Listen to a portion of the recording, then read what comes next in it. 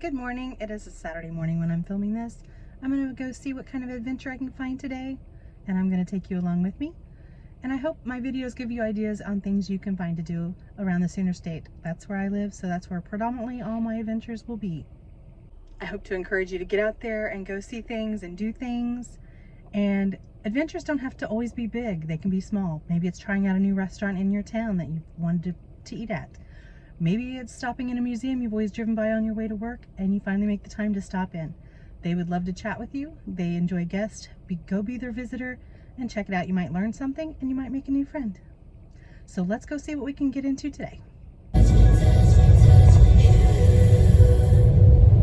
93.7. All that sounds that's you.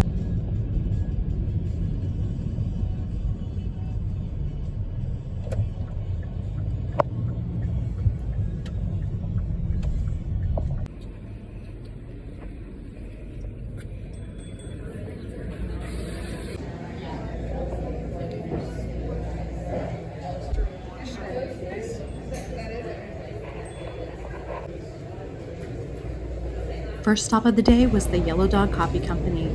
I ordered an iced chai latte and picked up a scone solely because it was drizzled with chocolate.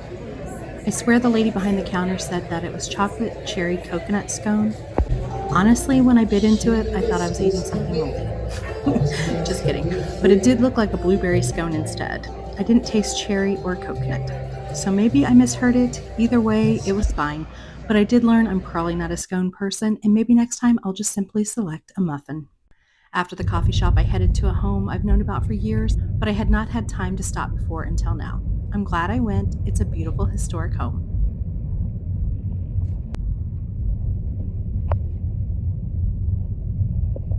The parking seems very sketch for this museum. I think I'm just driving in like a back alleyway. I'm gonna park here. Hopefully I don't get towed. Real estate developer William Moore built the home in 1899. William owned the home for 9 years before he sold the home to family members Harry and Daisy Lindsay. The Lindsays went on to own and reside in the home for almost 50 years. The Moore-Lindsay house is filled throughout with period pieces and furnishings donated by local Norman families to the Cleveland County Historical Society. The items depict what life was like for many successful American families in the early 20th century.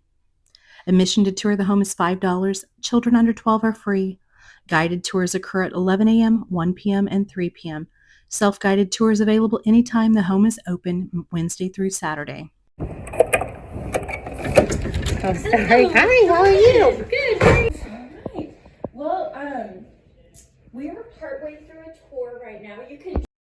As soon as you enter the home, there is a guidebook that you can walk around with, and it will tell you what each room was used for and a little history on the home.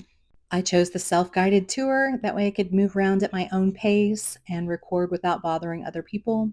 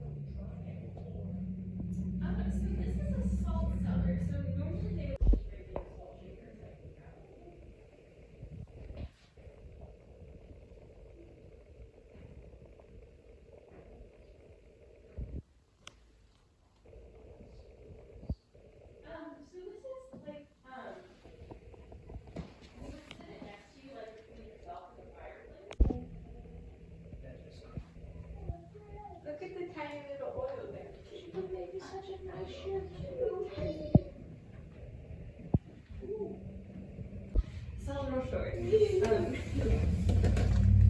but they were quite literally, they were just smaller.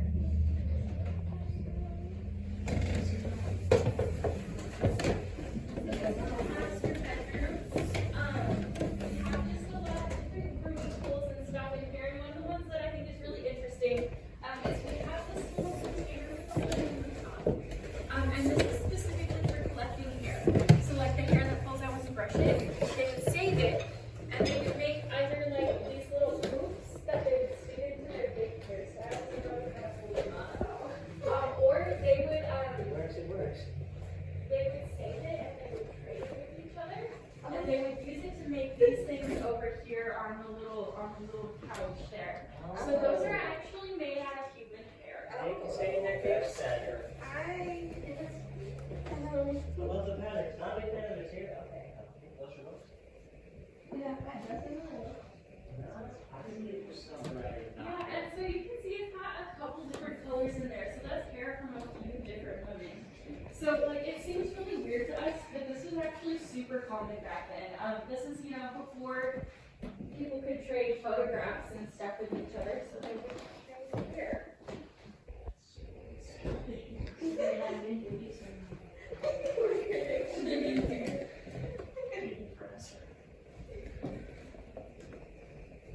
Really? You can read. What does that say? I figured that out fast with me. I don't like that.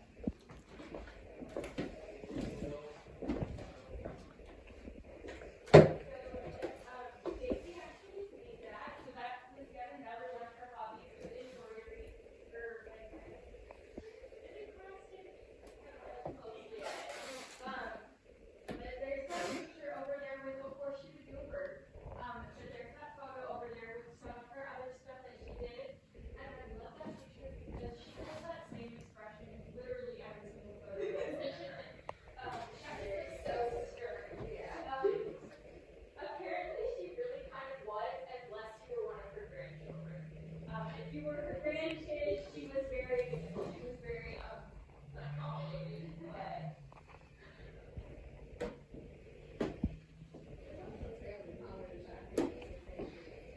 They were very serious affairs.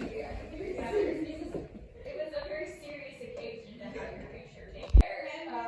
So yeah, that's what it is. You know, as a heavily pregnant person, sometimes Honestly, yeah.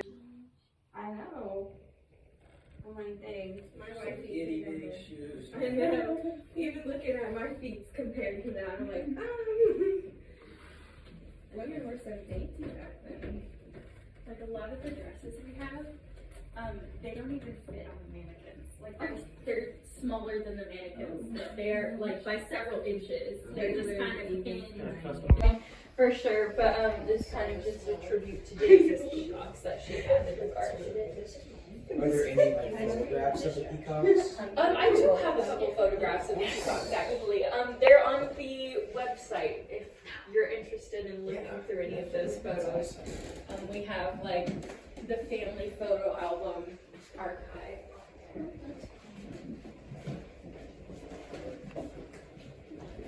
Children's bedroom, and we like to call this the room with impact. Because it's not necessarily most historically accurate. Because this is definitely more of a pioneer style that the family work at. And also, this bed is actually a gold tooth from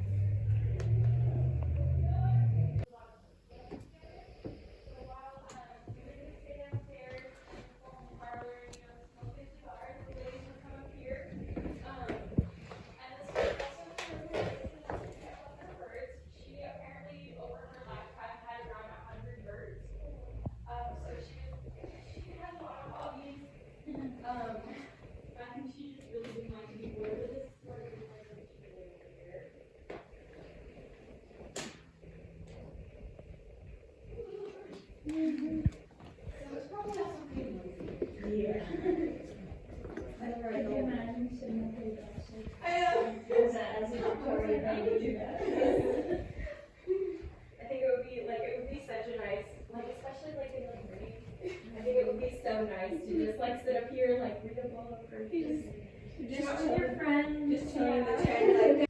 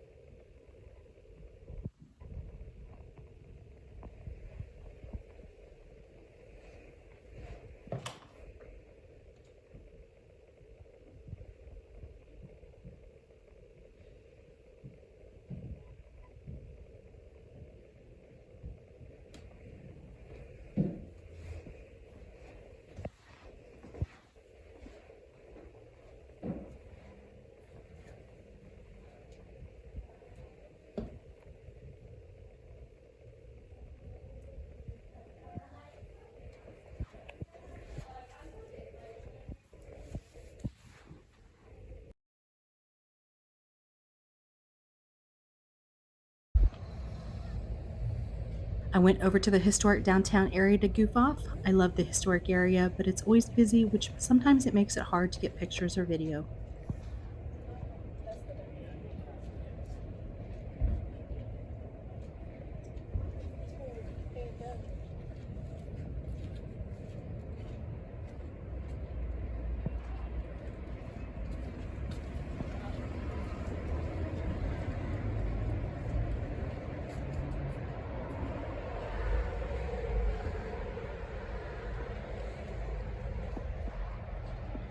I noticed a blast from the past. I was born in the 70s, so my childhood was mostly in the 80s, and I remember going to TGNY with my parents. I had no idea the company was founded in Norman, Oklahoma in 1936. The name came from the last initials in order from oldest to youngest of the founders. The three men each owned separate variety stores in Oklahoma when they met at a trade show in 1932. At the height of TGNY's popularity, there were over 900 stores nationwide in 29 states. Let me know in the comments if you ever went to a TGNY store. I checked out this art in a random alley.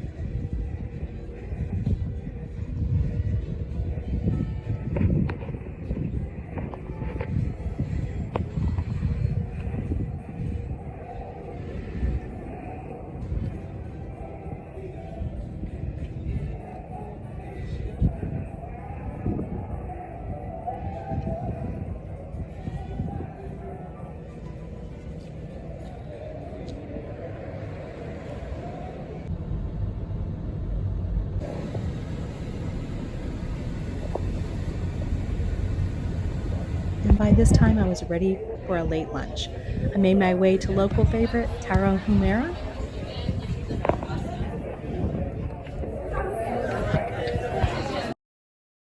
I personally think their menu is too big. There were too many options to choose from. I finally decided on Diego's dinner, which came with one cheese enchilada covered with chili con carne, one chicken enchilada topped with sour cream sauce, and one beef enchilada served with ranchero sauce.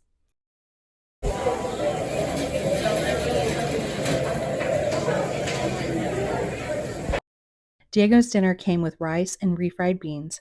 It was delicious. I give it a 10 out of 10, and I had plenty of leftovers to take to go, plus I took a slice of chocolate flan home to enjoy later.